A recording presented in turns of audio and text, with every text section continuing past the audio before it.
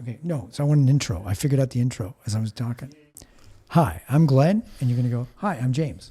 And we are not our AI avatars, as they have been sent off to do other things for other companies and different agents. We believe that you deserve to have the real us tell you the real story, kind of thing. Right?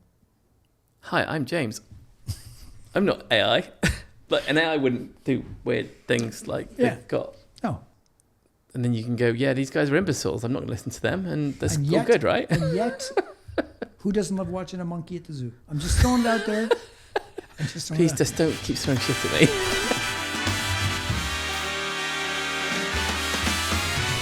Hi, I'm James, and I am definitely an AI avatar. Hi, I'm Glenn, and James can't spell AI avatars, so I don't know what he's talking about. So do I have to? Can wait, you make my skin look blue? Wait.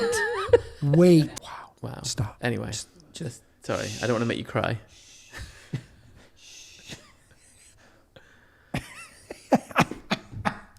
I don't know what's going on here now. It's one of these.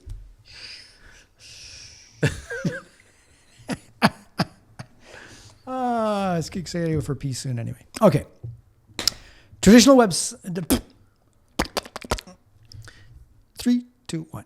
Traditional web design rests on the idea that people enjoy exploring complex information architecture. This assumption is outdated. Users who arrive through AI entry points are bouncing more easily, spending less time navigating, and using fewer classic menu features. Today's visitor shows up with intent. Curiosity, for its own sake, has taken a back seat. The new behavior is here to stay. 57% of U.S. adults say they interact with AI at least several times a week. I don't even want to know what some of those are. Let's just not go down that path. OpenAI CEO Sam Altman predicts that we are nearing the end of human customer service. The writing is on the wall, and it's spelled out in billions of daily interactions. Our own journey reflects this shift. We've been building conversational AI agents for nearly a decade for almost 800 customers across the sports, entertainment, tourism, and education industries. We know firsthand that chat is becoming the central way users engage with brands. Now, that is the article going on to explain how they got to their conclusion. We got to that conclusion because we saw early on that SEO was going to be kind of shifting. We got there because we started asking the questions of AI to answer the questions about AI because we got intrigued, right? Right, absolutely. I think the whole website structured kind of a bit like a book that's consistent, that gives you all the background you can find. Others doesn't really matter anymore. Yeah. Because you just ask the AI, what is this? And then you get to have a follow-up question and another follow-up question. So you don't have to go hunting around to piece together the information yourself. Right. The AI just gives it to you. The relevance of that, though, is your website needs to include lots of questions and answers. Right. Okay. Because like when we talk about problem solution marketing, we need to predict what the problems are people are having that they're going to be asking questions about, and then providing the solution. So the AI, when it's read it, goes, oh, this website's got really great answer to those kind of questions. Go here, and this is the page that's got the particular answer you're looking for. So in your original plumber example, let's see if we can help everybody, right? In your original plumber example, I need a plumber. I'm in this town or city, right? It then goes and finds 5 or 6 or 7 potential plumbers. Those plumbers, then we would continually ask, why did you choose? How did you choose them? What criteria did you use? And it kept coming back to the same basic premise again. So just review for everybody again what that premise was. When people set up a website, the data needs to be able to be read by the AI. Yep. So let's imagine you go and you put in, my boiler's clicking, is that bad? And then AI will come back and go, yes, that probably means there's a problem. All right. What do I do about it? And the answer will be, you could look at the manual here and try and do that. Maybe not advised because it's gas. Or, because, you probably don't want to blow your house up. Or this website talks about how they've managed to fix it and what maybe to do. And they offer a 24-hour service because this sounds like a big problem. You aren't going to get it fixed now. Yep. So the website having those kind of questions, those kind of answers, and trust and credibility and all of the trust signals that, with reviews and, belonging to professional bodies and associations, that then means that AI will be recommending you. Because the weird thing is the AI is making it easy for the users. Yeah. But you need to make it easy for the AI. You need to give it the right information That's the right way. That's a great sentence. Say it again. Whilst the AI gives... sorry. That's not what you said. No, it isn't. Like, you just changed everything. I know. Like, so while AI is designed to make life easier for you, yeah, you need to make it easier for the AI to get the information from your website, from your content. That's good. That's freaking good. Okay. So, in our nutshell of sound bites. Yeah. You're a nutshell of sound bites. Right. If AI is making it easy for you, you make it easy for AI as a business to find it for the you. So just lay out lots of questions. Right. And answers. Yeah. So think of it as a massive FAQ exercise. Every single page needs lots of question and answers that are typified by what you do. Okay. And it'll help you be found and suggested by AI. Now, we said video a lot. Yeah. Right? Now, AI technically can't read video yet. It can. It can, but it's basically the premise of maybe the transcript of that video. So Sorry, in searching ways. I know AI can take it. So there's a load of so when you do SEO, you have to think about how much money Google are going to spend trying to understand your website. Yeah. If you make it really difficult, they got to spend a lot of money. Why would they bother? Right. Unless you're a really important website, like a BBC or whatever. Big company. Think about it. Any other American or Canadian news media outlet. Yeah. Okay. The other ones are available. So the bit with AI then is, so AI is way more expensive to run than just Google. Yeah. Sort of crawling and whatever. Every time you put a video in, we're making it expensive. Right. So transcripts make it less expensive. Transcripts will make it less expensive. So putting both in actually helps the AI. Well, putting both in, the transcripts help the AI. So the video connects with the human. Would a great strategy be taking the transcript of the video and turning that into like a blog or an article? That's an exceptional idea, yeah. Right? Because then it's the blog reading, which AI likes as well, right? Yeah. Reputation management. Yeah. What if somebody's not comfortable doing video? I mean, there's going to be a bunch of people. They got to fucking suck it up. That's fair. Okay, that's fair. Video is the best way to connect with another human being. 100%. So you've got to ask yourself, I didn't like the idea of calling people on the phone. You don't even like doing this video. I know. So the whole point is, do you want to be successful? I hate videos. Do you? If hate meant love. Okay, I'm being slightly facetious with all this. There are other ways. Really? Yeah. That doesn't sound like you at all. It's subtle British kind of humour.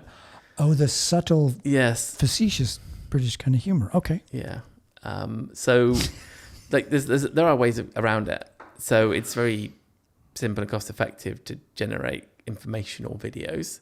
Okay. What do you think about AI agent videos? Avatar. I should have said avatar, not agent. Me too. That's exactly how I look. When I said it, that's how I felt. So the question is, let's imagine an AI produces lots of paintings. Yes. Are you Picasso's? Da Vinci? Maybe. AI. Claude Monet? Maybe. Okay.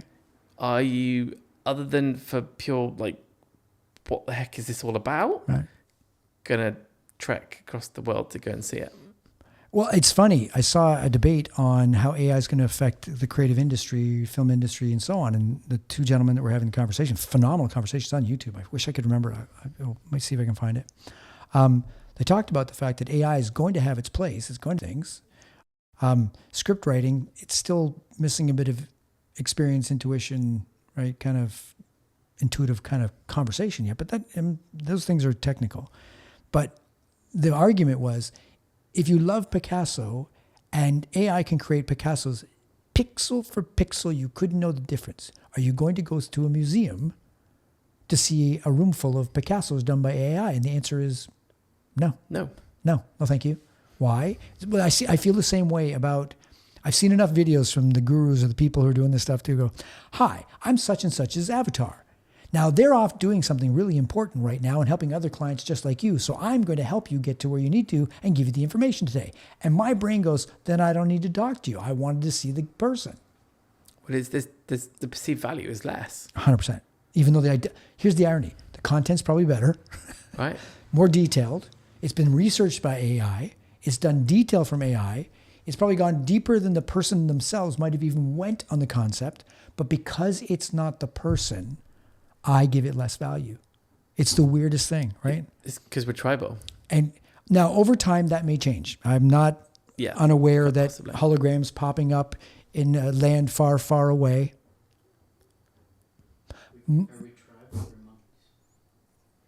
Did you hear that? There's like this noise like in your head. Banana. I don't know. And there's like. There's a good waveform when you did the banana. Banana. Okay. So, meanwhile, back at the Batcave. So, in that conversation of eventually we may be comfortable with the fact that everything is generated. We're not there yet. And the human connection is, I think, the greatest thing that AI is going to scare people of, but give us back. Right? In terms of that, if it can free up people to do things and have more time in their business and so on, there's going to be, there's going to be disruption. There's going to be things that are ripple effects and so on. But for right now, anybody who's thinking about doing a video, and I want to get back to that point, is the more authentic you are, the more AI is going to like you.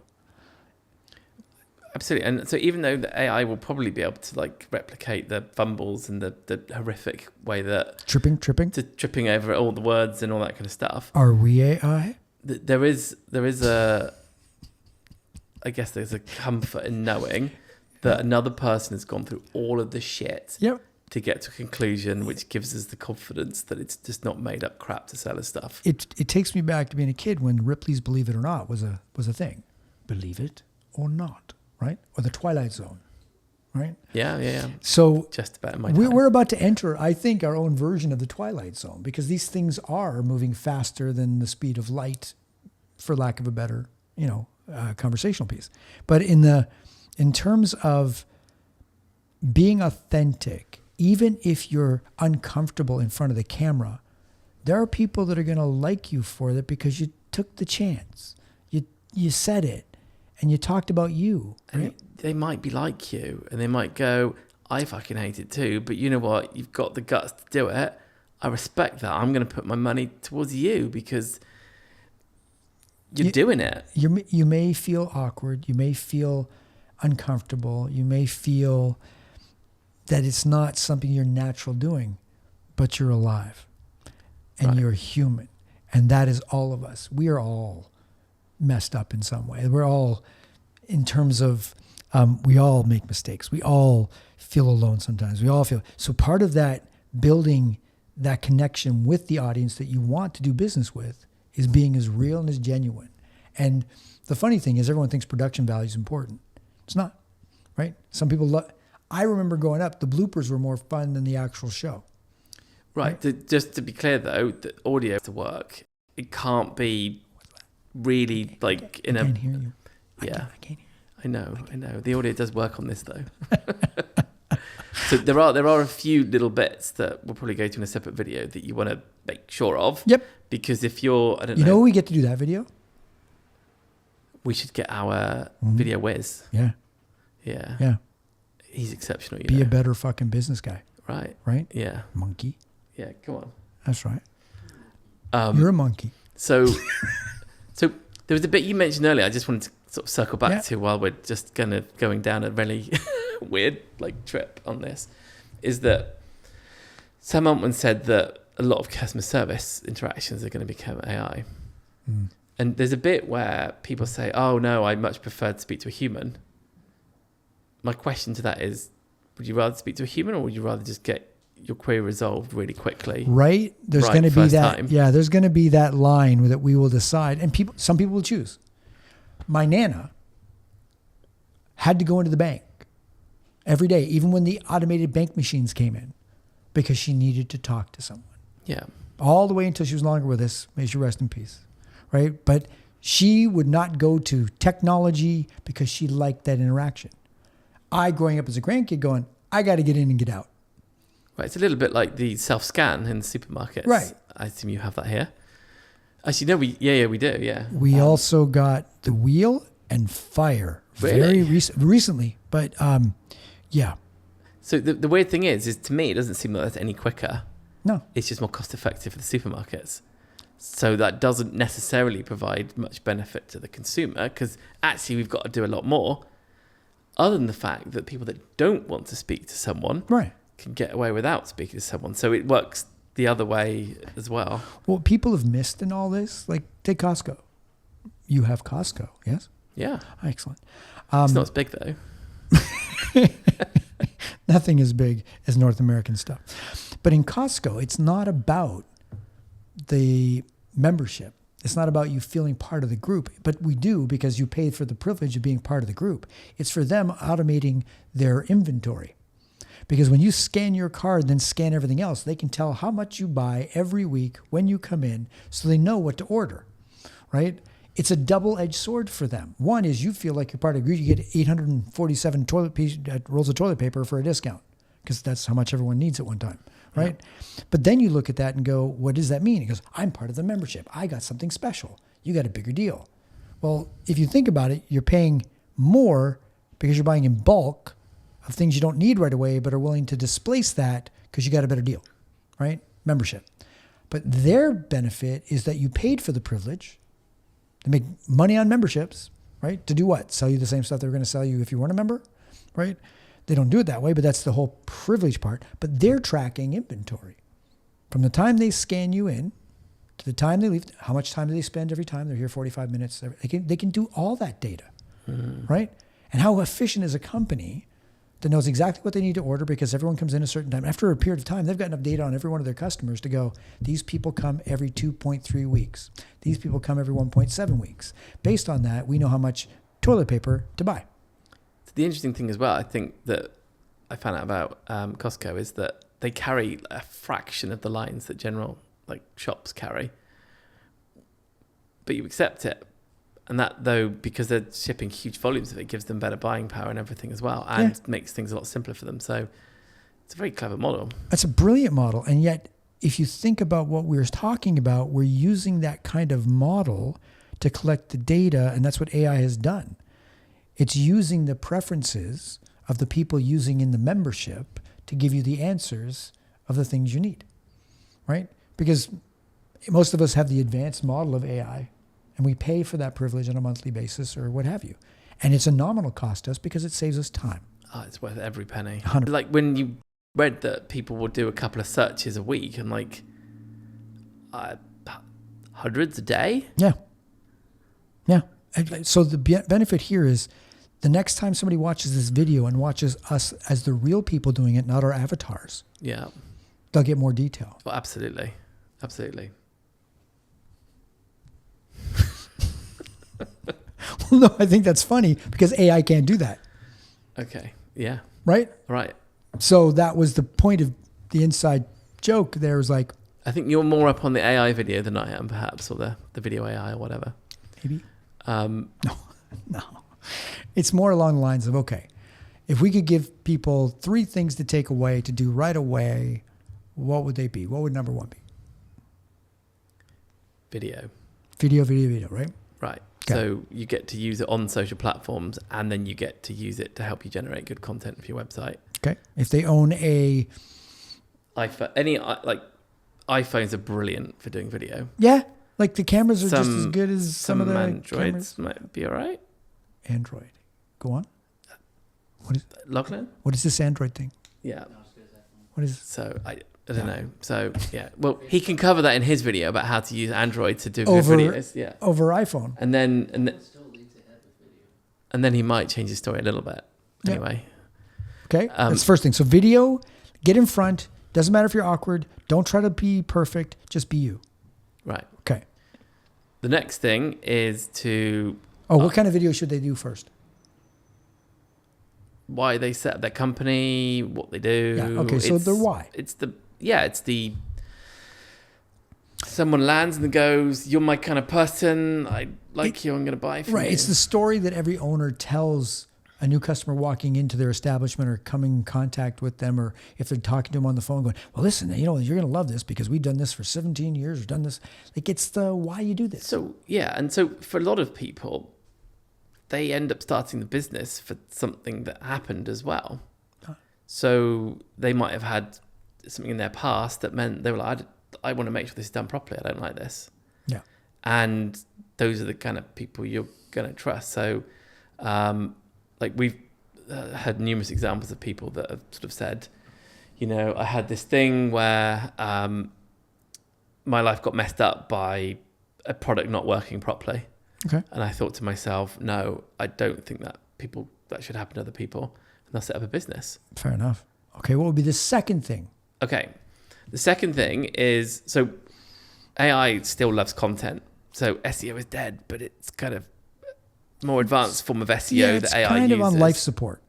Yeah. Okay. But a load of the stuff that you would do for SEO still holds true. Well, so what you've done in terms of creating lots of good content isn't wasted. Maybe just record the content as a video and put it on that page as well. And turn it into a blog. So to your point, I also believe the majority of people, when they hear SEO, don't understand what really search engine out there. They just think backlinks or Google AdWords I don't know that people realize search engine optimization is giving the search engines the ability to find you based on the pieces of parameters, right? We've talked about it. I want it clear that SEO isn't always about backlinks and keywords and just being ads and positioning. So AI is basically, in my sort of opinion, broken that link around having lots of links that link to you. Yes. Okay. So the second thing to do is... So the second thing to do is to think what questions your potential clients will be asking. Oh, that's brilliant. That suggest that they've got a problem. Yeah. Like the boiler example. Right. Or, I don't know, something like, where's the best place to eat in Victoria or Bristol? And answer that question. So there's a guy called Marcus Sheridan that wrote a book called Brilliant guy. They Ask You Answer. He's fairly ahead of his time in that because people don't. They just tell you what they expect you to think. Whereas he just based it all around people asking lots of questions. And so do that. Well, hence the entire article. It's the question that's important, not the landing page. Right. Or the homepage. Forgive me. Landing pages are important. Homepage, not so much. Right. So okay. it's all of the content pages. So you'd build really great content pillar pages with lots of really great detail and whatever. Okay. You still want some of those, but you also want lots of how long will the average swimming pool last? I'm using his example. I just stole that directly from him. Or, what's the best microwave in a small flat? So there's a little bit around it in terms of, like, that might be what people are trying to optimize to get found on Google. You want lots of other answers to similar questions. Right. Because the AI will go, oh, this source knows Makes a lot sense. of things. Yeah, makes sense. Okay, third thing.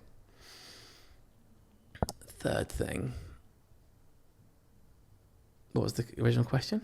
What is it? It's been that long since the original question. 3 things that the average business owner can do right now to help themselves. Okay. So hold on a second. So what was the third thing? So the third thing was kind of related to the questions, is go and ask those questions to your favorite AI and see what comes up when you do that. Okay. So how can they then take that information and benefit themselves? AI will suggest options and people, mm-hmm. and that's things that you can then go and put together the right content for, or go and create a video explaining it, and then use that video to then create a page that's got all that on it. So basically, in a nutshell, video. Yeah, video. Yeah. Sit down, ask questions that you would think a customer would ask. So the reason I talk about video a lot is that let's imagine a world where people are creating tools that help you to generate lots of content. Right. And we concluded that authentic human video is going to be of a higher value than generic AI blog articles. And let's imagine that someone's building a tool, we're kind of building one, that allows you to generate lots and lots and lots of content. And let's assume everybody creates lots of content, so it's going to generate a ton of noise. So the question then becomes what's going to cut through the noise. So there will be a point where, even though videos might be expensive to, analyze for AI, the cost of these things always come down. Okay. And therefore, there will be a point where I think that AI will say, you want to go here because there's this video here, this guy talks about it, and he seems super trustworthy. Okay. Or she seems super trustworthy, and they will they'll do right by you, and you'll get what you want. Nice. And then that'll immediately put the human connection there. Okay. And you can then use it on socials as well. So it's got a double hit of being found and being present. That's why we created a model in one of the things we do around how to think about all this stuff. Okay. And then the second thing was literally sit down, create questions you think your customers would ask to find you. Yeah. And then the third part was building that answer model for AI to use. Yeah. Well, it's yeah. Okay. And asking AI those questions and seeing who else turns up and what they're doing. So in effect, creating a small perimeter around your business that's effectively searchable. Yeah. Okay. Now, we created, and when I say we, the team created at the highest level, Vicky created an audit. Absolutely, yeah. Right? So the AI is your AI, what's it called? AI visibility audit. The AI visibility audit is very easy to say, so we should call it that. The AI visibility audit. Do you know anyone's good in marketing that can come up with a better... AI... Okay, we'll go with that then. AI or us. No, that doesn't work either. But... AI... So here's the thing. AE... I would love for people to get a sense of this. Everyone can get a chance to get an audit. Yeah. Right. We'll put the link below, right? And it doesn't cost anything. So why not find out how good you are at it? It can help you direct where you're going to go, right? Well, wouldn't you rather know that you've got some work to do? Yep. And from there, we have our blueprint, which is just, well, we'll let the testimonials say. It's amazing. It's the omnipresence perimeter that builds the depth of what AI is looking for. So if you want one of those, then click. We'll give you a link below. But for the purposes of this, everything we do is given away. So to get people started, just get started, because the more people that find out about this, the more people that understand it are going to start tooling and retooling their companies. And people have got a lot more money. Some of the companies that are listening. There's a window. Yeah. There's an opportunity here. Yeah. So take advantage of the window now. What about now?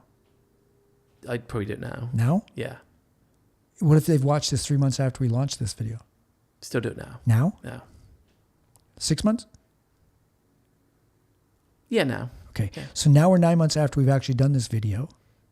Yeah, I mean... Do it now? None of us are working now, are we? Yeah. I'm not working now. Are you? Well, no. This is almost like our non-avatar. Dave, the AI runs Right. everything now. Okay. So 9 months from now, as you're watching this, because it was launched 9 months ago, should you still do it now? Yeah, now. What about 12 months? Yeah, still now. Okay. So from this moment forward, then we'll just do a new video in 12 months. Oh, yeah, we're done now. Okay. We're done? Now. Okay. Thanks for joining us. Is that a cut? Yeah. We done? Good. Cool. Thanks for joining us. All right.